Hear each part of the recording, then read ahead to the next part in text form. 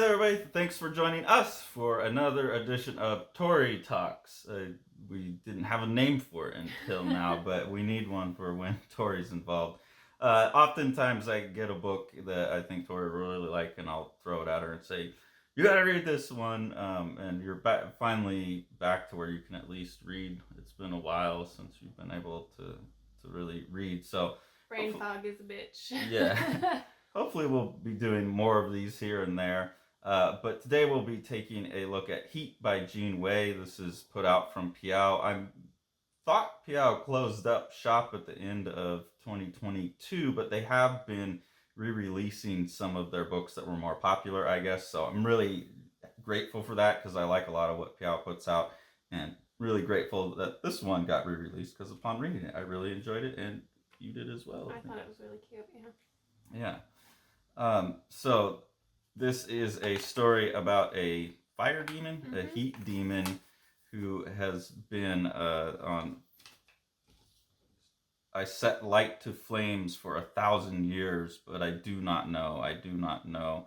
Is 1,000 years more of flame all that lies ahead? And this is this demon that's basically looking for something more in life and kind of leaves the demon realm to go to the human realm.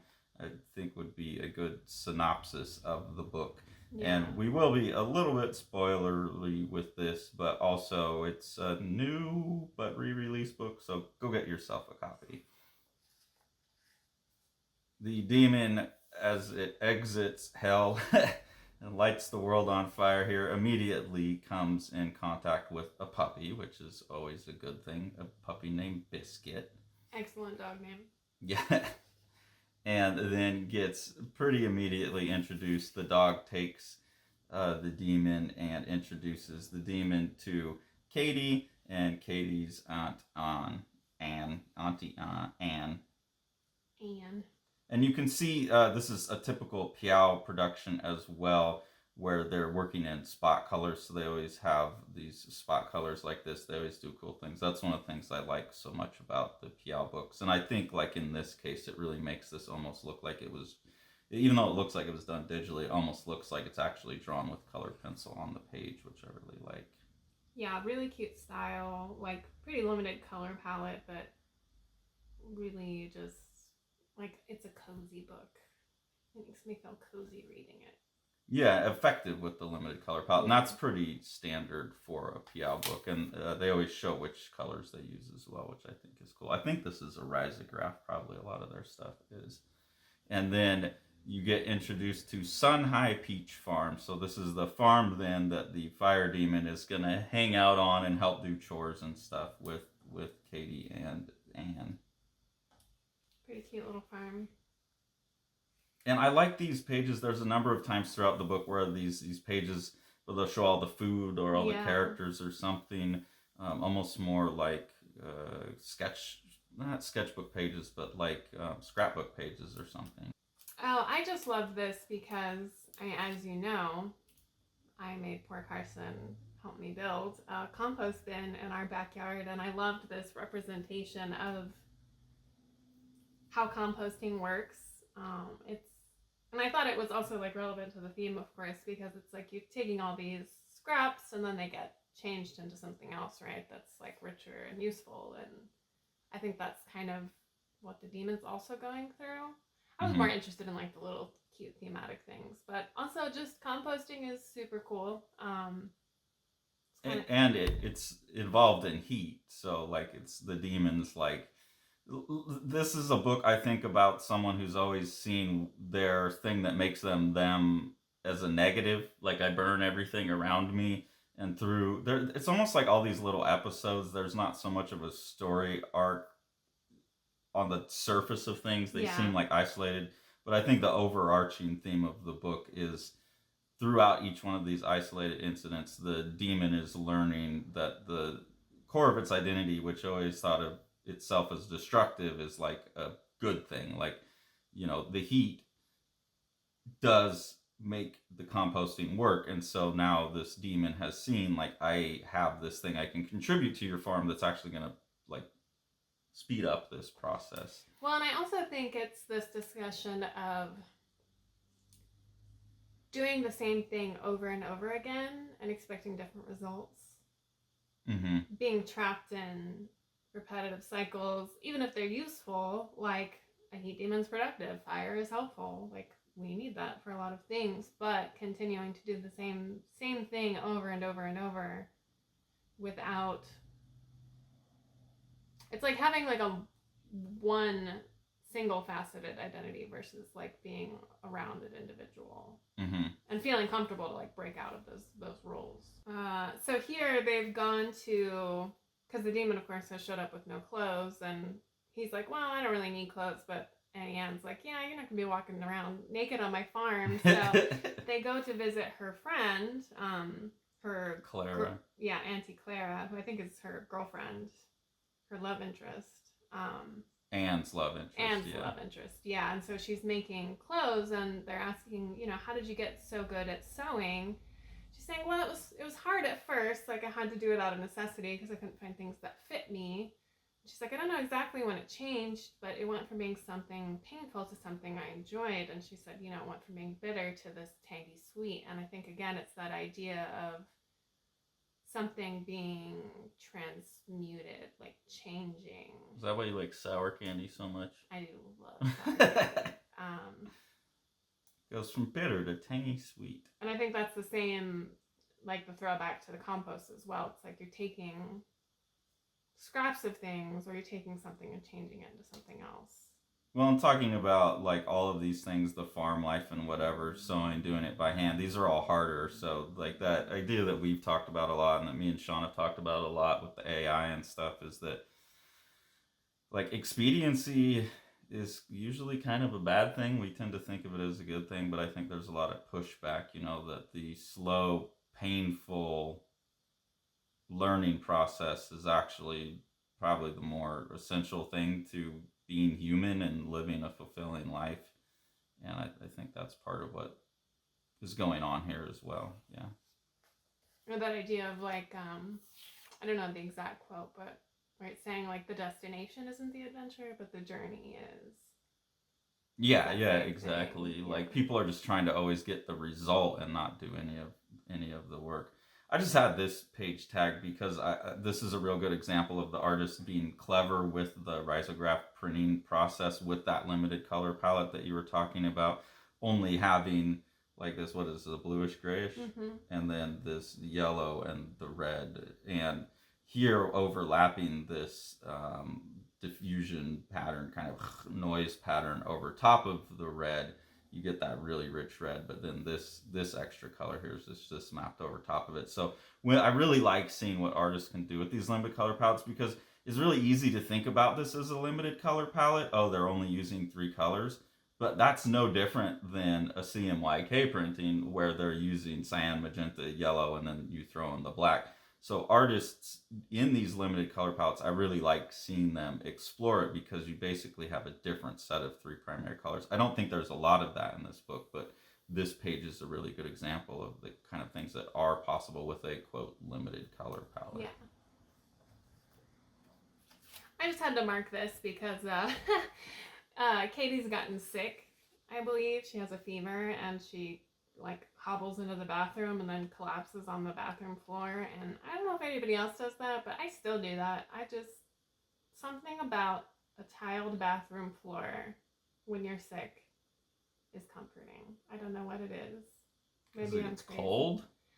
It's not even necessarily about the cold. I can't explain it, but sometimes when I, like, especially if I'm having a really bad, like, nausea day or something, I just go... Oh, it's because you're, like, close to the toilet, so I don't know how to explain it. It's totally psychological, but... Oh, I don't have that, but... No. Okay. Well, please, if in the comments, please let me know if you're also a weirdo. Like, a lot of times when I'm sick, I'm like, I can't sleep, but I just need to go lay down on the bathroom floor. I will say the one time I got drunk enough that I threw up, I knew I was drunk enough that I was going to throw up, and so I went and put like a sleeping bag down as a cushion, and then got a blanket and a pillow and slept in the bathtub. Oh, yeah. I knew I was going to throw up, and so I was right by the toilet, and then I passed out, and my very uptight, very Christian, one of my 3 roommates at the time had to wake me up at like 7 a.m. because he needed to take a shower to go to work. But for me, it was practical. It was not comfortable.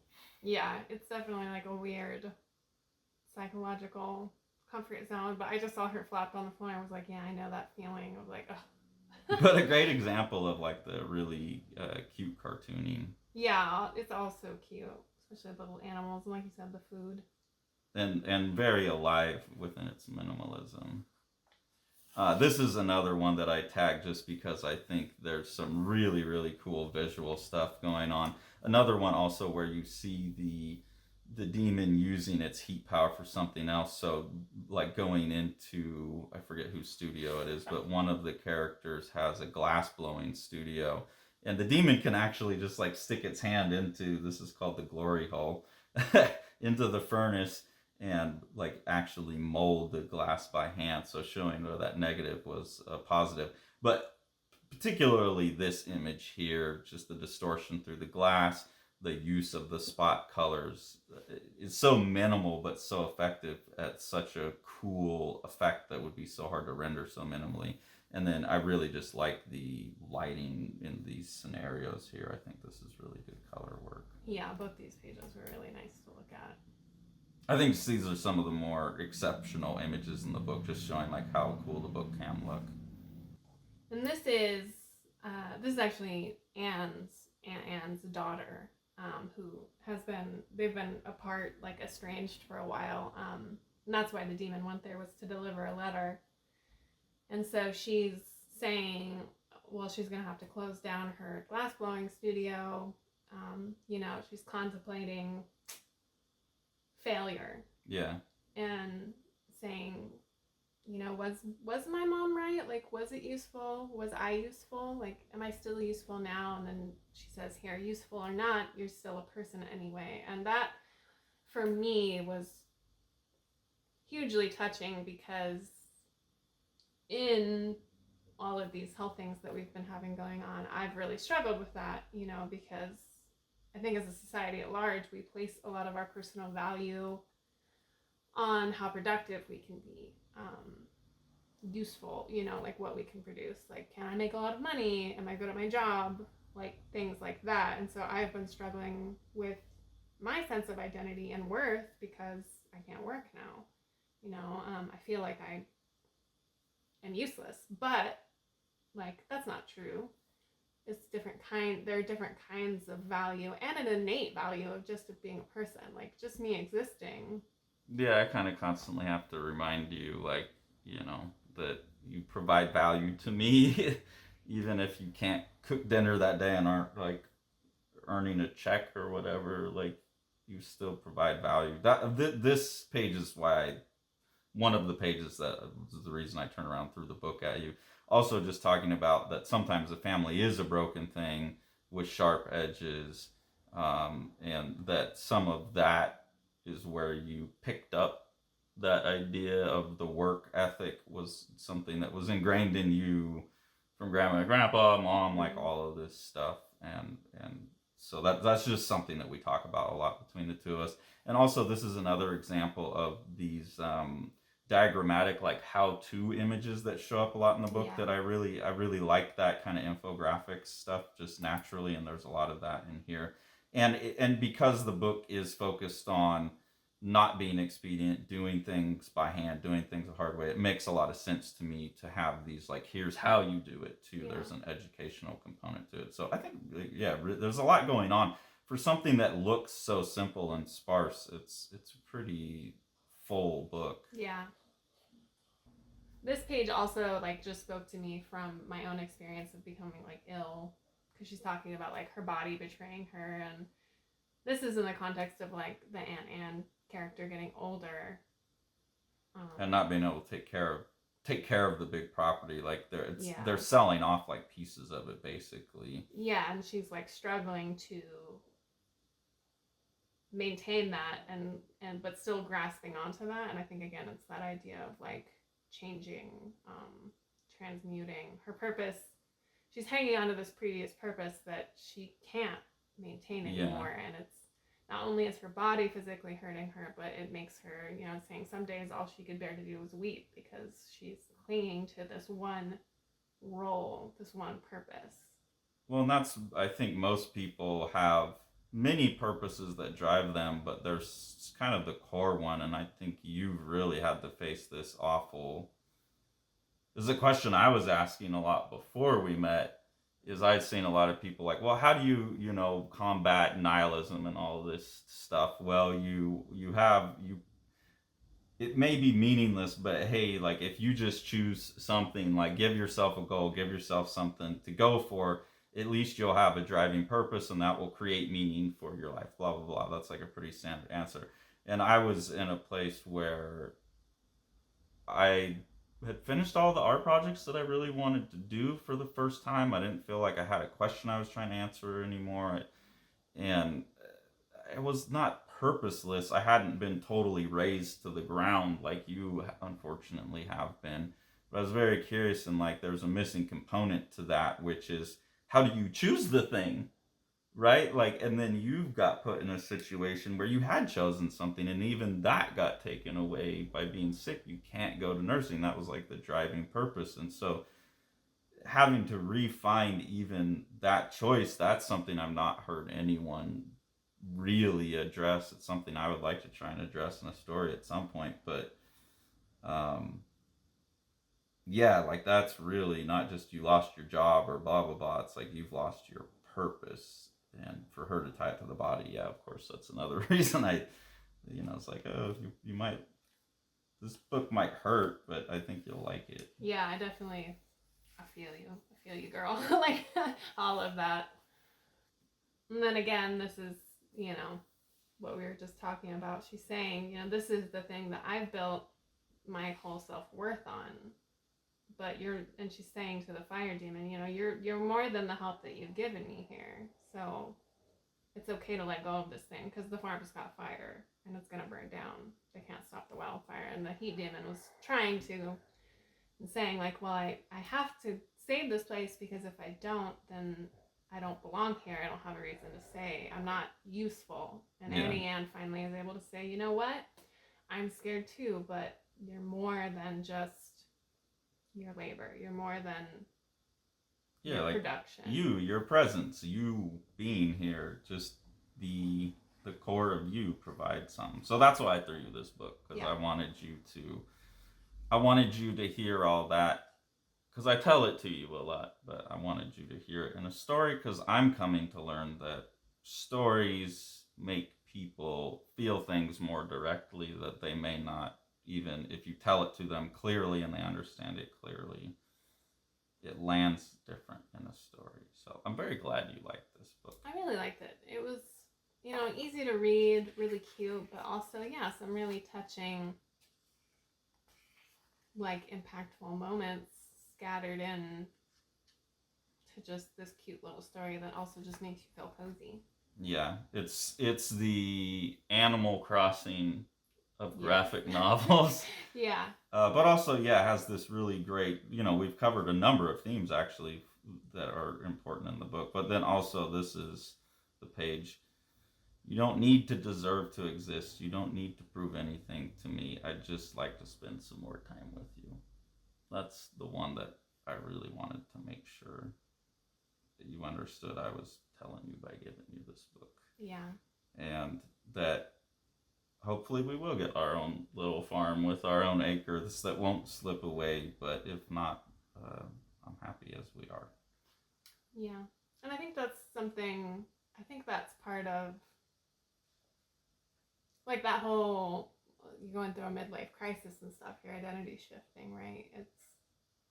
Yeah, we were talking about that. I think I was talking about that with Brenda at work the other day, and kids were saying, "What's a midlife crisis?" And I was like, and she was talking about her husband, like, oh, he goes and buys a boat or whatever, and I was like, I don't really know what. I just haven't done anything. Maybe the channel. This is my midlife crisis, buying a shitload of books or something. I don't know. I kind of feel like that was my fault, but yeah, I don't really know like what. I don't know that it's manifested in any particular way. You're too comfortable in your identity.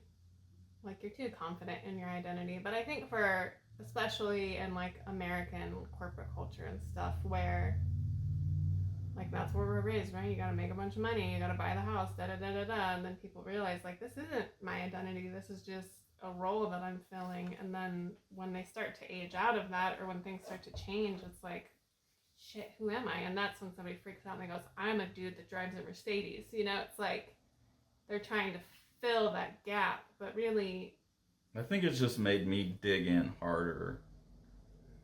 Like, I told there's an older woman in one of my classes who, I don't know, she's late 60s, early 70s maybe, that was like talking to the 18-year-olds, you know, and it's like, yeah, I'm at the midlife crisis point. I think one of them was saying their dad was, because like old enough to be dad to most of my students now. Um, so I was like, I don't know. And I said, the only thing that I know for a fact that like causes the midlife crisis is I had the realization that even if all I did from here to the time I was 80 was make comics, I'm pretty sure I have more ideas than I would be able to complete in that time by myself. Even if like my hand stayed and I could draw and I didn't have any of the physical ailments of getting older. That is your midlife crisis. Just time wise, like that realization of impending death. Yeah. Like that I will die and I'm not scared of death. I of course like the process of dying is gonna be scary to anyone. But just the fact of, and I've always been someone as like a kid, I was always overly paranoid because I was always aware that I could die at any moment, you know, like eating the wrong cookie could kill me. So I don't think I was ever under any illusion that I couldn't die, that it couldn't happen to me. But the inevitability of it has been more clear in the last couple of years. But I don't feel any need to like go crazy and wild. I just like feel like the need to dig in harder. Like I gotta work more. But then also make sure that you don't not spend time with you or spend time with the dogs and not miss the small things, because then you have the people at the end of their life that are always just like, I wish I would have spent more time with them. That's like everyone, their advice is spend more time with your loved ones. So it's like it's digging in on both of those, but I don't think that's a crisis. It's just a crystallization. So I don't know. Maybe I just haven't gone through the crisis yet. But I felt the crisis very real. Like, oh God, like I have today I have enough ideas that I won't be able to finish them all, and I constantly get more. So like I'm never gonna be able to complete my work and say I'm done, which is something I always like longed for, that I answer all the questions and that I never need to make art again, and like I could just get the job and come home and watch TV with the family and check out. Like that's just not going to be me as much as I want it, and so it's just made me more motivated, I guess. Yeah, but I think for many people,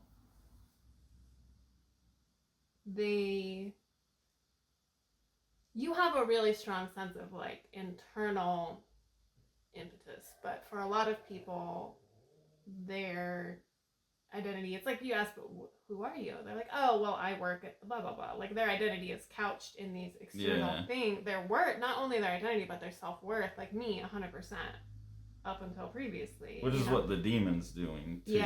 Like it's questioning, it's finding new things to do with its powers, I guess. Yeah, and so like, my therapist all the time is like, well, you have value just because you exist. And I'm like, but do I? But, I mean, I think that about other people, but I think that's something that we struggle with. And, that can be through someone who works for 20 years in a job that they realize they hate, and all of a sudden they're like, holy shit, who am I? Or the person who is aging and can't do those things anymore, and they're like, well, who am I now? I think it's that balance of external validation versus innate worth. And I've never cared about external validation. Yeah, so I don't care. I know we do all this and we put out books and we hope people like them, but I've never really cared. I mean, there's so many things I've done that, I mean, I have like a 200-page book of short stories that never got published anywhere that will probably publish eventually, but it's just stuff I did. Yeah, you do like I said, you don't really ever seem to struggle with those things. But for me, especially like becoming disabled, not being able to work, not being able to finish the degree I was planning on, that has really forced me to stop and stand back and be like, okay, well then, who am I without all of those things? Who am I when I have to stop? And like, do I still feel like a person of value? And initially the answer was no, but now I'm working to.